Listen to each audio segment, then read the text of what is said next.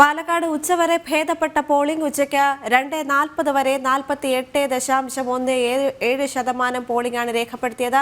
2021 അപേക്ഷിച്ച് 10% കുറവാണ് പോളിംഗിൽ ഉണ്ടായത്. ഉച്ചകഴിഞ്ഞ് പോളിംഗ് ശതമാനം കൂടുമെന്ന പ്രതീക്ഷയിലാണ് മുന്നണികൾ. പാലക്കാട് നഗരസഭ, പീരായിരി, കണ്ണാടി, മാത്തൂർ പഞ്ചായത്തുകളിലാണ് പാലക്കാട് നിയമസഭാ മണ്ഡലത്തിൽ ഉൾപ്പെടുന്നത്. NDA സ്ഥാനാർത്ഥി C. കൃഷ്ണകുമാർ രാവിലെ തന്നെ വോട്ട് രേഖപ്പെടുത്തി. അയ്യപുരം സ്കൂളിലായിരുന്നു വോട്ട്. വിവരങ്ങളുമായി ആനന്ദപുത്തൂർ ഗോകുൽ K. വേണുഗോപാൽ ചേരുന്നു. ആദ്യം ഗോകുലിലേക്ക്. ഗോകുൽ, എങ്ങനെയാണ് ഇപ്പോൾ ബൂത്തുകളിൽ പോളിംഗ് മുന്നോട്ട് പോകുന്നത്?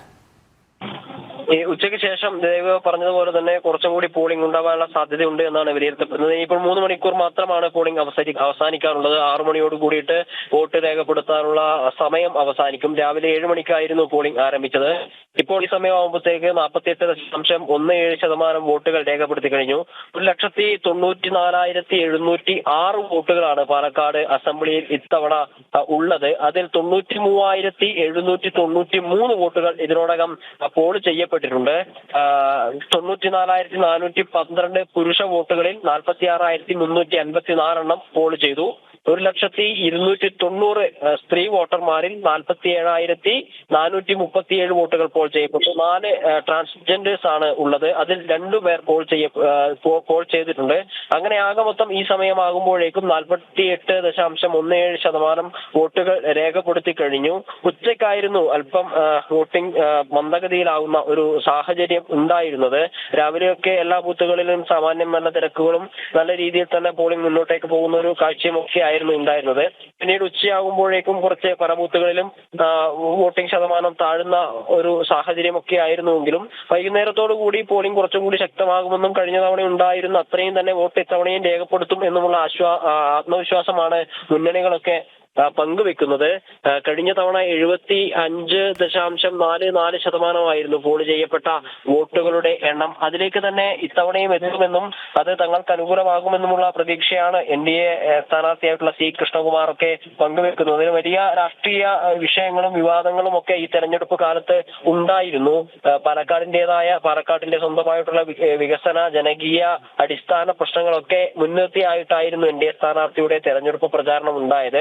അതോടൊപ്പം തന്നെ കേരളം മുഴുവൻ ചർച്ച ചെയ്ത കഴിഞ്ഞൊരു മാസമായി ചർച്ച ചെയ്യുന്ന രാഷ്ട്രീയ വിഷയങ്ങളുടെ ഉത്ഭവവും പാലക്കാട് മണ്ഡലത്തിൽ നിന്നായിരുന്നു. രാഹുൽ മാങ്കൂട്ടത്തിന്റെ സ്ഥാനാർത്ഥിത്വം കോൺഗ്രസിനകത്ത് വലിയ വിഭാഗീയ പ്രവർത്തനങ്ങൾക്കും അഭിപ്രായ ഭിന്നതകൾക്കും ഒക്കെ കാരണമായിരുന്നു. സരിനൊക്കെ പാർട്ടി വിട്ടുപോവുകയും LDFന്റെ സ്ഥാനാർത്ഥിയാവുകയും ഒക്കെ ചെയ്തു. പിന്നീട് മറ്റൊരു യൂത്ത് കോൺഗ്രസ് നേതാവ് പാർട്ടി വിട്ടുപോയി. നിരവധി പ്രാദേശികമായിട്ടുള്ള ജില്ലാ നേതാക്കളും പ്രാദേശികമായിട്ടുള്ള നേതാക്കളും പ്രവർത്തകരും ഒക്കെ BJPയിലേക്ക് വന്നു ചേരുന്ന കാഴ്ചകളൊക്കെ കണ്ടിരുന്നു. ഈ 3 സ്ഥാനാർത്ഥികൾ, പ്രധാനമായിട്ടും 10 സ്ഥാനാർത്ഥികളാണ് ഇത്തവണ തെരഞ്ഞെടുപ്പിനെ നേരിടുന്നെങ്കിലും LDFന്റെയും UDFന്റെയും NDAയുടെയും സ്ഥാനാർത്ഥികൾ 3 പ്രധാനപ്പെട്ട സ്ഥാനാർത്ഥികൾ ഉള്ളത്. അതിൽ NDA സ്ഥാനാർത്ഥി C. കൃഷ്ണകുമാറിന് ഗുണകരമാകുന്ന ഒരു പ്രധാനപ്പെട്ട കാര്യം, അദ്ദേഹം കഴിഞ്ഞ നിയമസഭാ തെരഞ്ഞെടുപ്പിലും അതിനു മുമ്പ് കഴിഞ്ഞ ലോക്സഭാ തെരഞ്ഞെടുപ്പിലും അതിനു മുമ്പ് നടന്ന നിയമസഭാ തെരഞ്ഞെടുപ്പിലും ഒക്കെ പാലക്കാട് മണ്ഡലത്തെ പ്രതിനിധീകരിച്ച് മത്സരിച്ചു എന്നത് അദ്ദേഹത്തിന് ഗുണകരമാകുന്ന ഒരു കാര്യമാണ്. കാരണം അദ്ദേഹം വോട്ട് തേടുന്നതൊക്കെ നമ്മൾ കണ്ടിരുന്നു. ഓരോ ആളുകളുടെയും വീടുകളിൽ നേരിട്ടെത്തി ഓരോ ആളുകളുടെ പേര് വിളിച്ചിട്ടായിരുന്നു അദ്ദേഹം വോട്ട് ചോദിക്കുന്ന ഒരു സാഹചര്യം ഉണ്ടായിരുന്നത്. എന്നാൽ രാഹുൽ മാങ്കൂട്ടവും സരിനും ഒക്കെ നേരിട്ട് പരിചയം ഉള്ള ആളുകളല്ല ഇവിടുത്തെ വോട്ടർമാർക്ക്, അപരിചിതരായിട്ടുള്ള ആളുകളായിരുന്നു. പാലക്കാടുകാരനായ ഒരു വ്യക്തി മതി എന്ന അഭിപ്രായം ആദ്യം മുതലെയൊക്കെ പങ്കുവെക്കുന്ന ഒരു സാഹചര്യമൊക്കെ ഉണ്ടായിരുന്നു. അത് തങ്ങൾക്ക് അനുകൂലമാകുമെന്ന ആത്മവിശ്വാസം NDA മുന്നണി പങ്കുവെക്കുന്നു. മാത്രമല്ല, ഈ C. കൃഷ്ണകുമാർ എന്ന് പറയുന്നത് കഴിഞ്ഞ 17 വർഷമായിട്ട് പാലക്കാട് മുനിസിപ്പാലിറ്റിയിലെ കൗൺസിലറാണ്. ആ രീതിയിൽ പാലക്കാട് മുനിസിപ്പാലിറ്റിക്കകത്ത് വലിയ രീതിയിലുള്ള ജനകീയ പിന്തുണ C. കൃഷ്ണകുമാറിന് ഉണ്ട്. ഈ പാലക്കാട് മണ്ഡലത്തിന്റെ NDAയുടെയും BJPയുടെയും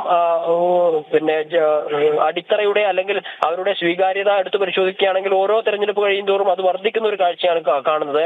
ശോഭാ സുരേന്ദ്രൻ മത്സരിച്ച സമയത്ത് വലിയ രീതിയിൽ വോട്ട് വർദ്ധിപ്പിച്ചു. 2016 40,000-ലധികം വോട്ടുകൾ നേടി 2ാം സ്ഥാനത്ത് ശോഭാ സുരേന്ദ്രന് കഴിഞ്ഞിരുന്നു. പിന്നീട് 2021 C. കൃഷ്ണകുമാറും പാലക്കാട് മണ്ഡലത്തിൽ മത്സരിച്ചപ്പോൾ ആ 2ാം സ്ഥാനം നിലനിർത്താനും വോട്ട് വർദ്ധിപ്പിക്കാനും ഒക്കെ സാധിച്ചിരുന്നു. 3 മുന്നണികളുടെയും വോട്ട് നില പരിശോധിക്കുകയാണെങ്കിൽ കഴിഞ്ഞ കാലങ്ങളിൽ BJPക്ക് മാത്രമാണ് പാലക്കാട് മണ്ഡലത്തിനകത്ത് വോട്ട് വർധനവുണ്ടാവുന്നത് എന്നത് പ്രധാനപ്പെട്ട ഒരു കാര്യമാണ്. LDFന് ഗണ്യമായി വോട്ട് കുറയുന്നു. 10-15 വർഷങ്ങൾക്ക് മുമ്പ് ഈ പാലക്കാട് നിയമസഭ LDFന്റെ കയ്യിൽ ഉണ്ടായിരുന്ന ഒരു സാഹചര്യം ഉണ്ടായിരുന്നു. 5 തവണയൊക്കെ പാലക്കാട് മണ്ഡലത്തിൽ നിന്ന് LDFന്റെ സ്ഥാനാർത്ഥി ജയിച്ചുപോയ ചരിത്രമൊക്കെ ഉണ്ട്. എന്നാൽ ആ LDF ഇപ്പോൾ 3ാം സ്ഥാനത്താണ്. മാത്രമല്ല ഓരോ തെരഞ്ഞെടുപ്പ് കഴിയുന്തോറും അവരുടെ വോട്ട് ഗണ്യമായി കുറയുന്ന ഒരു സാഹചര്യമുണ്ട്.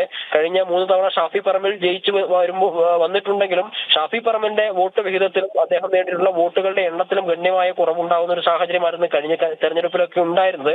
ഇപ്പോൾ നമ്മൾ പല ബൂത്തുകളിലേക്ക് പോകുമ്പോഴും ജനങ്ങളുടെ പ്രതികരണം എടുക്കുമ്പോഴും ജനങ്ങളുടെ പ്രതികരണത്തിൽ നിന്ന് മനസ്സിലാക്കുന്നത് അവർ ഒരു മാറ്റം പാലക്കാട് ആഗ്രഹിക്കുന്നുണ്ട് എന്നാണ്. പല പ്രശ്നങ്ങളുണ്ട്. ഓരോ പഞ്ചായത്തുകളിലേക്ക് പോകുമ്പോഴും പഞ്ചായത്തുകളുടേതായ വിഷയങ്ങൾ ഈ തെരഞ്ഞെടുപ്പിനെ ബാധിക്കുമെന്ന് ആളുകൾ പറയുന്നുണ്ട്. ഗതാഗത സംവിധാനമില്ലാത്തതും അടിസ്ഥാന സൗകര്യങ്ങളില്ലാത്തതും കുടിവെള്ളത്തിന്റെ പ്രശ്നങ്ങളുമൊക്കെ മാലിന്യ സംസ്കരണത്തിന്റെ പ്രശ്നങ്ങളുമൊക്കെ ഓരോ പഞ്ചായത്തുകളെയും ജനങ്ങളും എടുത്തു കാണിക്കുന്നു. അതോടൊപ്പം തന്നെ മുനിസിപ്പാലിറ്റിക്ക് തുല്യമായ കഴിഞ്ഞ 10 വർഷമായിട്ട് പാലക്കാട് മുനിസിപ്പാലിറ്റി BJP ആണ് ഭരിക്കുന്നത്. മുനിസിപ്പാലിറ്റിക്ക് തുല്യമായിട്ടുള്ള ഒരു വികസനം മറ്റ് 3 പഞ്ചായത്തുകളിൽ പാലക്കാട് അസംബ്ലി എന്ന് പറയുന്നത് പാലക്കാട് മുനിസിപ്പാലിറ്റിയും മാത്തൂർ, പിരായിരി, കണ്ണാടി എന്നീ പഞ്ചായത്തുകളും ചേർന്നതാണ്. ഈ പാലക്കാട് മുനിസിപ്പാലിറ്റിക്ക് തുല്യമായിട്ടുള്ള ഒരു വികസന രേഖ അല്ലെങ്കിൽ വികസന കുതിച്ചുചാട്ടം മറ്റു 3 പഞ്ചായത്തുകളിലും ഇല്ല എന്നുള്ളത് ഇവിടെയുള്ള വോട്ടർമാർ എടുത്തു പറയുന്നുണ്ട്. അതുകൊണ്ട് തന്നെ അവർ ഒരു മാറ്റം ആഗ്രഹിക്കുന്നു. ജനങ്ങൾക്കൊപ്പം നിൽക്കുന്ന ഒരാളെയാണ് അവർക്ക് വേണ്ടത് എന്ന് അവർ പറയുമ്പോൾ ജനങ്ങളുമായി നേരിട്ട് പേരെടുത്ത് സംസാരിക്കാനും അവരോട് തോളോട് ചേർന്ന് നിൽക്കാനും കഴിയുന്ന ഒരാളെ അവർ തെരഞ്ഞെടുക്കും എന്നൊരു സൂചന അവർ നൽകുന്നുണ്ട്. അത് BJPക്ക് അനുകൂലമാകും എന്ന് തന്നെയാണ് കരുതപ്പെടുന്നത്. ഈ 48% പോളിംഗ് ഈ 3 മണിയാകുമ്പോഴേക്ക് എത്തുന്നു. ഇനിയിപ്പോൾ അവസാന ലാപ്പിലേക്ക് കടക്കുകയാണ്. കേവലം ഇനി 2 മണിക്കൂർ 2.25 മണിക്കൂർ മാത്രമാണ് തെരഞ്ഞെടുപ്പിന് വോട്ട് രേഖപ്പെടുത്താനായി ബാക്കിയുള്ളത്. ഈ സമയത്തിലേക്ക് പരമാവധി വോട്ടർമാരെ ഇനി പോളിംഗ് സ്റ്റേഷനുകളിലേക്ക് എത്തിക്കാനുള്ള ശ്രമമായിരിക്കും മുന്നണികളുടെ ശ്രമങ്ങൾ ഉണ്ടാവുക. വോട്ടർ പട്ടിക പരിശോധിച്ചതിന് ശേഷം തങ്ങളുടേത് എന്ന് ഉറപ്പുവരുന്ന വോട്ടർമാർ വോട്ട് രേഖപ്പെടുത്തിയിട്ടില്ല എങ്കിൽ അവരെ ബൂത്തുകളിലേക്ക് എത്തിക്കാനുള്ള ശ്രമങ്ങളൊക്കെ ഇനി മുന്നണിയുടെ ഭാഗത്തു നിന്നുണ്ടാകും.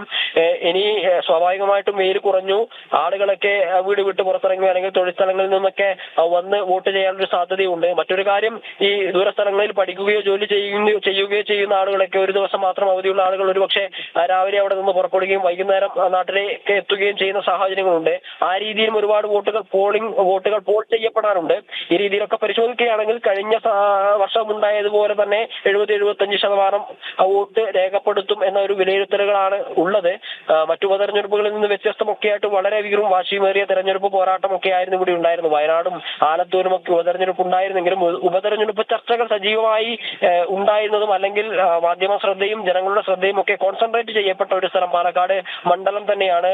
ഒരുപാട് വിവാദ വിഷയങ്ങളൊക്കെ ഉണ്ടായതിനാലും ശക്തമായ ത്രികോണ മത്സരങ്ങൾ നടക്കുന്നതിനാലും UDFും NDAയും നേരിട്ട് ഏറ്റുമുട്ടുന്നതിനാലും ഒരുപക്ഷെ ഇത്തവണ ചരിത്രം കുറിച്ചുകൊണ്ട് പാലക്കാടിന്റെ രാഷ്ട്രീയ ചരിത്രം മാറ്റി കുറിച്ചുകൊണ്ട് കേരളത്തിന്റെ രാഷ്ട്രീയ മാറ്റത്തിന്റെ ഒരു തുടക്കം എന്ന രീതിയിൽ പാലക്കാടിൽ നിന്നൊരു റിസൾട്ട് ഉണ്ടാകും എന്ന രീതിയിലുള്ള ചർച്ചകളൊക്കെ തുടക്കം മുതൽ സജീവമായതുകൊണ്ട് തന്നെ മാധ്യമങ്ങളുടെ ശ്രദ്ധയും കേരളത്തിന്റെ രാഷ്ട്രീയ കേന്ദ്രങ്ങളുടെ ശ്രദ്ധയും ഒക്കെ പാലക്കാട് കേന്ദ്രീകരിച്ചായിരുന്നു. ഇനിയിപ്പോൾ വോട്ടുകളൊക്കെ ഏറെക്കുറെ പകുതിയോളം വോട്ടുകൾ വെട്ടിയിലായി കഴിഞ്ഞിരിക്കുന്നു.